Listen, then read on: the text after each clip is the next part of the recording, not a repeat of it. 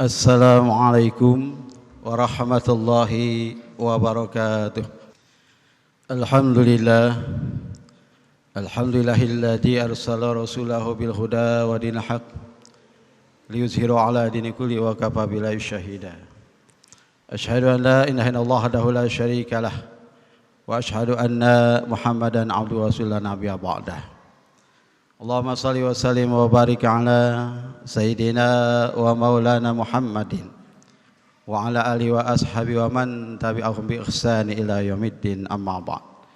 Fa ya ibadallah, usikum wa nafsi bi taqwallah wa ta'ati la'alakum tuflihun. Qala Allah ta'ala fil Qur'anil Karim, a'udzu billahi minasyaitonir rajim. Ya ayyuhalladzina amanu taqullaha haqqa tuqatih wala tamutunna illa wa antum muslimun. Ma'asyiral muslimin, jamaah Masjid Jami Al-Qawi yang dimuliakan Allah Subhanahu wa taala. Tiada ada kata yang pantas terucap selain ucapan rasa syukur dan terima kasih kita panjatkan kehadirat Allah Subhanahu wa taala atas segala kenikmatan yang dilimpahkan kepada kita semua. Nikmat iman, nikmat Islam, nikmat sehat wal afiah, sehingga pada kesempatan siang hari ini sama-sama kita dapat hadir duduk bersimpuh di masjid yang mulia ini dalam rangka menunaikan salah satu kewajiban kita, yakni salat Jumat berjamaah. Semoga Allah Subhanahu wa taala menerima semua rangkaian ibadah kita, amin ya Allah ya rabbal amin. Salawat teriring salam senantiasa tercurah kepada junjungan alam baginda Nabi besar Muhammad sallallahu alaihi wasallam yang menjadi cerminan buat kita semua di dalam melaksanakan semua aktivitas, baik aktivitas ibadah maupun aktivitas di dalam bermasyarakat. Salawat dan salam juga semua tercurah pada para keluarganya, para sahabatnya yang menjadi lentera kehidupan kita, dan segenap umat yang setia hingga akhir zaman, yang senantiasa mengikuti risalahnya dan menghidupkan sunnah-sunnahnya. Dua hal yang menjadi harapan kita kelak, kita diakui sebagai umat Rasulullah SAW dan mendapatkan syafaatul uzma kelak di yaumil akhir nanti. Selanjutnya khatib berwasiat khususnya bagi diri khatib sendiri dan umumnya bagi hadirin sekalian. Mari sama-sama kita meningkatkan ketakwaan kita kepada Allah Subhanahu wa taala. Takwa dengan sebenar-benar takwa, yakni menjalankan segala perintahnya dan menjauhi segala apa yang dilarangnya. Dengan jalan takwa itulah maka kebahagiaan yang hakiki akan dapat kita raih baik di dunia maupun di akhirat. Ma'asyiral muslimin rahimakumullah, pada kesempatan khutbah siang hari ini bertema 4 hamba yang menjadi hujah Allah di akhirat. Allah Subhanahu wa taala berfirman di dalam Al-Qur'an surat Az-Zariyat ayat 56, A'udzu billahi minasyaitonir rajim. Bismillahirrahmanirrahim. Wa ma khalaqtul jinna wal insa illa liya'budun. Shadaqallahul azim. Dan tidaklah aku ciptakan jin dan manusia kecuali untuk beribadah kepadaku. Ayat ini menjelaskan bahwa sungguhnya Allah tidak menciptakan jin dan manusia melainkan untuk beribadah kepadanya, untuk menghamba kepadanya, dan kelak di akhirat nanti mereka akan dimintai pertanggungjawabannya, beribadah atau tidak. Dan sungguhnya mereka tidak akan bisa mengelak, tidak akan bisa membela diri dengan alasan sibuk sehingga tidak sempat beribadah. Karena sungguhnya Allah Subhanahu wa taala telah menyiapkan 4 hamba yang akan menjadi hujahnya. Hujah di sini adalah argumentasi yang kokoh untuk membungkam bantahan mereka dan mencari-cari alasan. Ma'asyiral muslimin rahimakumullah, akan ada 4 golongan manusia yang kelak akan dapat jawaban langsung dari Allah Subhanahu wa taala. 4 golongan tersebut adalah orang kaya, orang miskin, orang sakit, dan pembantu. Ma'asyiral muslimin rahimakumullah, Kelak Allah Subhanahu wa taala akan bertanya yang pertama kepada orang kaya, wahai orang kaya, kenapa waktu hidup di dunia kamu tidak mau ibadah, kamu tidak mau sholat? Maka berkata orang kaya, ya Rob, ketika aku di dunia aku sibuk dengan mengurusi kekayaanku, aku sibuk mengurusi segala bisnisku sehingga aku tidak sempat ibadah. Langsung dijawab oleh Allah, hadirin, langsung oleh Allah dijawab, wahai orang kaya, adakah kekuasaan yang lebih besar dari Nabi Sulaiman? Adakah kekayaan yang paling banyak dari Nabi Sulaiman? Nabi Sulaiman itu kuasanya besar, kekayaannya melimpah, perhiasan emas peraknya tak terjumlah, dan tinggal di istana yang megah serta di kerajaan yang mewah. Akan tetapi Nabi Sulaiman, dia tetap mau ibadah. Sedangkan engkau baru mempunyai rumah yang besar, kendaraan yang banyak, sudah lupa padaku, tidak mau ibadah. Lihat Nabi Sulaiman. Nabi Sulaiman orang kaya, kekayaannya sungguh melimpah, akan tetapi Nabi Sulaiman masih beribadah padaku. Maka kalau saat ini masih ada orang kaya yang tidak mau ibadah, tidak mau melaksanakan sholat, na'udzubillahi summa na'udzubillah. Kemudian yang kedua, yaitu Allah akan bertanya kepada orang miskin, wahai orang miskin, kenapa kamu ketika hidup di dunia tidak mau ibadah, kamu tidak mau melaksanakan sholat, kamu tidak mau membaca Al-Quran? Lalu berkata orang miskin, ya Rob, aku ini orang miskin, hidupku susah, bagaimana aku harus ibadah?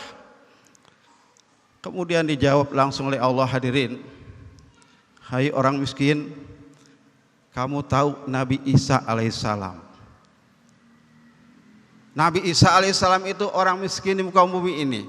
Nabi Isa tidak mempunyai rumah, Nabi Isa tidak mempunyai bapak, akan tapi Nabi Isa alaihissalam dapat nama ibadah.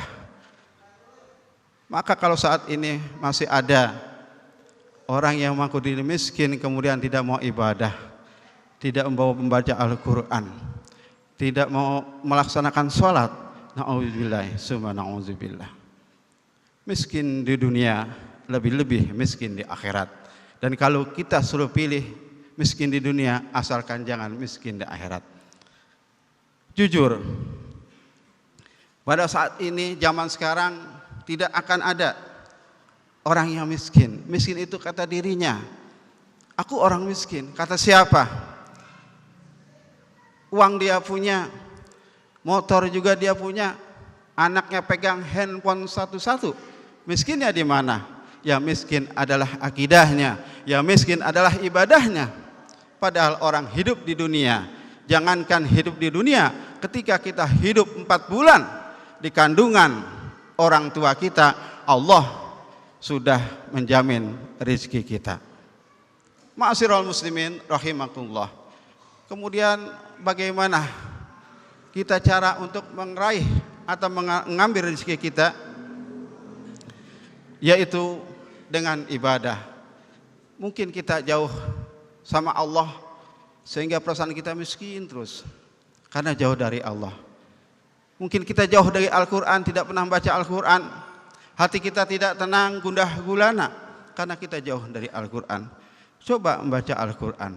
Rasulullah sallallahu alaihi wasallam bersabda, innal baita la yattasi'u ala ahlihi wa tahduruhul malaikah wa tahduruhu sayatin wa yaksuru khairuhu ayuqra'u fihil Qur'an. Sesungguhnya rumah akan terasa luas bagi penghuninya, para malaikat akan mendatanginya, setan-setan akan menjauhi, dan kebaikan akan bertambah jika Al-Quran dibaca di dalamnya. Begitupun sebaliknya, wa innal baita la yaddiqu ala ahlihi wa tahzuruhul malaikah wa tahduru sayatin wa yaqila khairuhu alla yaqrahu fihil Qur'an. Sungguh rumah akan terasa sempit bagi penghuninya, para malaikat menjauhinya, setan datang, dan kebaikannya berkurang jika di dalamnya tidak dibacakan Al-Quran. Hadis riwayat Ad-Dailami. Ma'asyiral muslimin rahimakumullah. Sekarang ini kita sudah masuki tahun 2024. Untuk itu mari kita tingkatkan ibadah kita. Kita perbaiki akhlak kita. Yang kaya jangan sombong, jangan mentang-mentang kaya sudah tidak mau ibadah lagi. Yang miskin pun jangan sedih, karena hidup kita masih panjang. Setelah kita hidup di alam dunia ini, masih ada kehidupan alam kubur, alam barzah. Siapa yang akan menemani kita? Amal ibadah kita. Ma'asyiral muslimin rahimakumullah. Kemudian yang ketiga, Allah akan bertanya kepada orang sakit, wahai fulan, kenapa engkau sewaktu hidup di dunia tidak mau ibadah, engkau tidak mau melaksanakan sholat, engkau tidak mau membaca Al-Quran.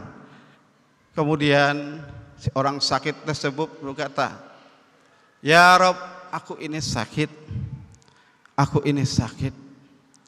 Kemudian dijawab hadirin oleh Allah Subhanahu wa taala langsung, hai fulan, tahukah kamu Nabi Ayub itu sakit selama 9 tahun, diasingkan oleh orang-orang, ditinggalkan oleh keluarganya, akan tetapi Nabi Ayub alaihissalam tetap mau ibadah. Ma'asyiral muslimin rahimakumullah. Padahal kalau kita pikir lebih banyak sehat kita ataukah sakit kita, tentu lebih banyak sehat kita. Cuman kita kadang sering mengeluh ketika kita sakit, ya Allah, aku sakit, waktu sehat kemana? Ma'asyiral muslimin rahimakumullah. Kemudian hujah yang keempat, yang terakhir adalah pembantu. Allah Subhanahu wa taala bertanya kepada pembantu, kepada pelayan, wahai fulan, kenapa ketika kamu hidup di dunia tidak mau ibadah, kamu tidak mau sholat, kamu tidak mau pergi ke masjid? Kemudian berkata si pembantu ini, ya Rob, aku ini pembantu, aku ini pelayan, aku tidak sempat untuk ibadah. Aku harus melayani majikanku, aku harus mengurusi majikanku.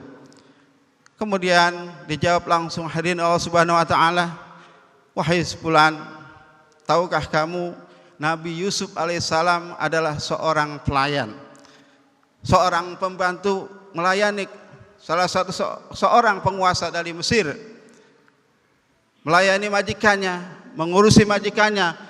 Akan tetapi Nabi Yusuf alaihissalam masih menyempatkan dirinya untuk ibadah. Ma'asyiral muslimin rahimakumullah. Memasuki 2024 ini, mari kita tingkatkan ibadah, kita perbaiki bacaan Al-Quran kita, kita dawamkan untuk membaca Al-Quran walaupun hanya 1 ayat dalam sehari. Rasulullah sallallahu alaihi wasallam bersabda, "Abdul ibadati ummati qiraatul Qur'an."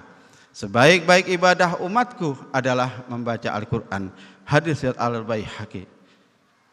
Alif lam mim. Alif itu Allah, lam itu Jibril alaihissalam, mim itu Muhammad sallallahu alaihi wasallam. Artinya apa? Karena Al-Qur'an, karena Allah sesungguhnya menurunkan Al-Quran melalui malaikat Jibril kepada Nabi kita Nabi Muhammad sallallahu alaihi wasallam. Ma'asyiral muslimin rahimakumullah. Demikianlah khutbah singkat pada kesempatan Jumat hari ini. Mudah-mudahan apa yang kami sampaikan ini dapat bermanfaat bagi kita semua. Barakallahu li wa lakum bil Qur'anil Karim wa nafa'ani wa iyyakum bima fihi minal ayati wa zikril hakim. Wa taqabbalallahu minna wa minkum tilawatahu innahu was-sami'ul alim. Aqulu qawli hadza fastaghfirullah innahu wal ghafurur rahim. Allahumma shalli ala sayyidina Muhammad wa ala ali sayyidina Muhammad.